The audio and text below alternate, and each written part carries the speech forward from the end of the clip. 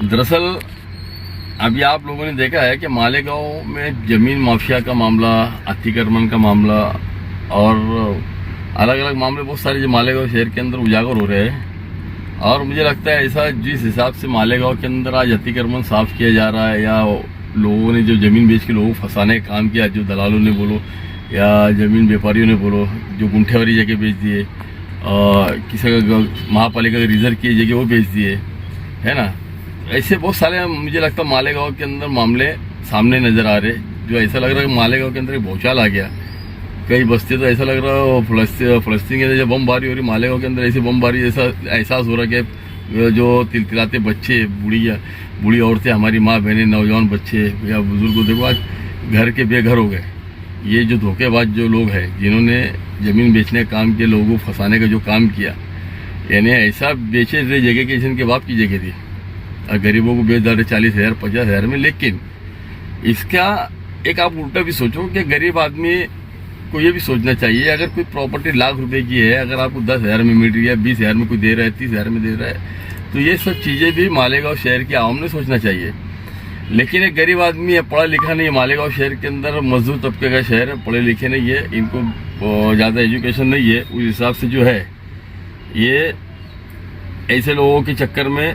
लुटेरों के चक्कर में फंस जाते हैं। ये मालेगांव के लिए एक बड़ी अफसोसनाक बात है। और जिस तरह भी आप 111 में हम लोग आए थे विजिट के लिए, और मालेगांव शहर में हमने हमारे जो बीजेपी के अध्यक्ष है मुंबई के वसीम खान साहब, और अजमेर दरगाह के ट्रस्टी भी हो,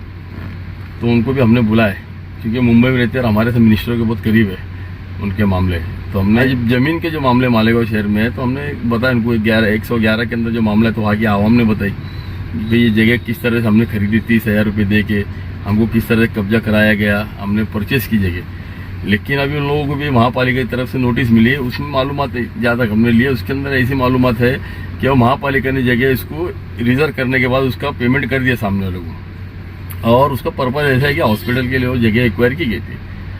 तो वहाँ पे ऐसा कि कुछ लोगों ने, जमीन माफियाओं ने बस्ती बसा दी 30,000 40,000 रुपये लेके उनको, और खरीदी वरीदी नहीं किया, खाली एक बॉन्ड और नोटरी बॉन्ड बना के उनके हाथ में से टिका दिया, जो कोई वैल्यू नहीं है। लेकिन सब में एक अफसोसनाक बात और एक सोचने वाली बात यह है, अगर जब वहाँ पे अतिक्रमण हो रहा तो महापालिका सो रही गया, वहाँ पे पावर बिल मीटर मिल रहा, इलेक्ट्रिक मीटर मिल रहा, तो ये एमईसीपी वाले बोले, एमपीसीएल कंपनी वाले सो रहे के। जब अगर वो जगह एक्वायर है, महापालिका की प्रॉपर्टी है, ओपन है, जो भी है, तो जब इसका तुम सर्वे क्यों नहीं करते? उसको आग मीटर देने से पहले घर पट्टी लगा देते। तो ये सब चीजें भी, तो ये भी सो रहे क्या? इसका मतलब ये जानबूझ के किया जा रहा, मुस्लिम गरीब आवाम को फंसाने का काम किया जा रहा है। इसके अंदर ज्यादातर मैं दोषी मानता हूँ ऑफिसरों को, जो ऑफिसर जो ऐसे ढंग से जो एक दलाले से 2 नंबर काम करते हैं, और ऐसे जो दलाल जमीन के जो दलाली करते, जो कुछ लोग ऐसे हैं जो फंसौनी करने का काम करते, या कोई ऐसे व्यापारी है, मुझे लगता है ये बड़े ऑफिसर से हाथ से हाथ मिला के लोगों को फंसाने के लोग काम करते हैं। इसके अंदर सब में बड़ा आरोपी मुझे लगता है ऑफिसर ही है, क्योंकि उसकी सहमति के बिना कोई काम नहीं होता। अगर वो उसकी ईमानदारी से काम बजाएगा तो मुझे नहीं लगता कि कोई अतिक्रमण होगा या इलीगल कोई कारोबार होगा। उसी तरह से हमने हमारे जो अध्यक्ष आए थे वसीम खान, जो मुंबई के अध्यक्ष हमारे, उनको हमने 11,000 कॉलोनी में भी लेके गए, वहाँ की भी उन्होंने हालात देखे। वो देखने के बाद में हमने उनको सब बताया कि भाई मुकुंदवाड़ी की जो बस्ती है उनको भी तोड़ा गया। लेकिन मालेगांव शहर के अंदर मैं जहाँ तक मानता हूँ झोपड़पट्टी अगर देखी है तो 50 झोपड़पट्टी है, एक नहीं 50 है, जो अतिक्रमण के नाम से बसी हुई है। जो लोगों, पुराने नेताओं ने, पब्लिक ने, खुद ने, ऐसा कुछ लोगों की मिलीजुली जोड़ से ऐसा अतिक्रमण मालेगांव शहर के अंदर, अगर ढंग से अतिक्रमण का मुझे लगता है काम शुरू हो गया मालेगांव में, तो 70% यानी 70% मालेगांव मुझे लगता है बाहर हो जाएगा। कुछ दलालों के चक्कर में गया, कुछ व्यापार के चक्कर में गया,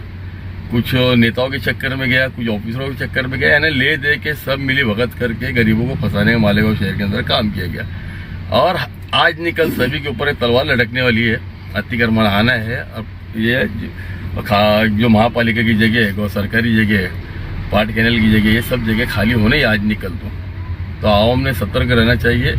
ऐसी जो प्रॉपर्टी जो खरीदे है, अब तो गलती हो गई, तो भुगतान तो ऐसा है, वो जिसने लिया वो भुगते,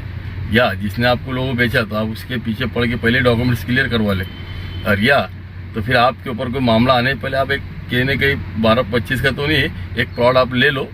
ताकि फ्यूचर में ऐसा ना हो कि आप भी घर से बेघर हो। क्योंकि सरकार जो दे रही है अभी घरकुल योजना, बहुत से लोग बोल रहे हैं कि अभी हमको घर के इसमें घर दे दो, इन्हें 11,000 कॉलोनी के अंदर। अब उसके अंदर आप लोग घर देंगे, घर देना मकसद है तुम कहीं भी जगह छेको और घर दे दो, तो ऐसा तो होता नहीं। देखिए कि अभी गवर्नमेंट का एक्ट के हिसाब से जो रोड के ऊपर बसे हुए थे ऐसे लोगों को उन्होंने रोड रास्ते से हटा करके उनको घरकुल योजना के तहत 11,000 कॉलोनी के अंदर उनको मकान दिया। लेकिन वो भी तकलीफ ऐसी है, जिस तरह हमने हमारे अध्यक्ष मोदी आए थे उनको बताया मुंबई के, तो उन्होंने देखे कि पर्दी हिल रही, दीवार हिल रही है, कल खुदा ना खास्ता कोई बड़ा हादसा हो जाए। तो हमारे भी एक मामला ये था कि हमने 11,000 कॉलोनी के मामले को लेकर हमने आवाज़ उठाई थी, और भी वो सारे लोगों ने उठाई। आज 4-5-7 साल से लोग आवाज़ उठा रहे, लेकिन आवाज़ जा गिरी पता नहीं। हमने फिर अल्टीमेटम दिया कमिश्नर साहब को लास्ट टाइम में कि 1 महीने के अंदर इनका अगर काम नहीं होता है तो हम जो मुकुंद वाली के लोग हैं उनको जहाँ से हम वो बसा देंगे, और जो जहाँ से उखाड़े गए उनको हम वापस वही बसा देंगे। अतिक्रमण के हम भी खिलाफ है, हमारी सरकार अतिक्रमण के खिलाफ है, इसीलिए इतना इन्वेस्टमेंट कर रही, खर्चा कर रही, बड़ा बड़ा प्रोजेक्ट दे रही गरीबों आवाम के लिए, ताकि रोड से हट के अपना एक अच्छा मकान, पक्के मकान में रहे। लेकिन इसके अंदर भी इतना बड़ा भ्रष्टाचार है। ये सब बातों को लेके हमने आज हमारे जो वसीम भाई आए थे उनको हमने बताया, और कुछ लेटर देने का भी काम किया, उनको सब डाटा हमने बताया। तो ये जाके महसूल मंत्री हमारे बावनकुले साहब है, फडणवीस साहब है, और हाउसिंग जो डिपार्टमेंट की जो है साहब, मुझे लगता है एकनाथ शिंदे साहब है ना, ऐसे जितने भी डाटा है तो उन्होंने सब सर्वे करके रिपोर्टिंग ले लिए। अब ये रिपोर्टिंग लेने के बाद इसके अंदर जितने भी खाती लोग हैं हम इसके ऊपर कड़ी से कड़ी कार्रवाई करें 11,000 कॉलोनी के ऊपर, इसके अंदर जो फ्रॉड हुआ है, ताकि गरीबों की जान के साथ खिलवाड़ ना हो। आज मालेगांव में देख लो, आज एक 5-6 तारीख को जो आंधी तूफान चला, ऐसी से घर गिर गए,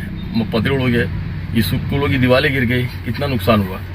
अब वहाँ पे तो हजारों की तादाद में लोग हैं, नदी के किनारा है, एक आदमी सैलाब आया, कुछ जमीन खसक जाए, रेतीली जगह है,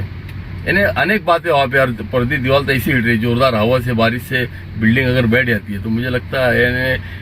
हजारों लोगों का जान जाने का इंतजार कर रही है महापालिका भी, बिल्डिंग डिपार्टमेंट। तो ये मेरी विनती है कि डिपार्टमेंट ने अपनी ईमानदारी से काम करना और बड़े हादसे को रोकना चाहिए, मेरा जहाँ तक मानना है। इसी तरह हमने सब डिटेल बता के अभी हमारे वरिष्ठ लोग सब कंप्लेंट डालेंगे, सब लेटर रेड करके इसकी पूर्तता करके इसके अंदर जो खाती है उनके हम कार्रवाई करवाएंगे।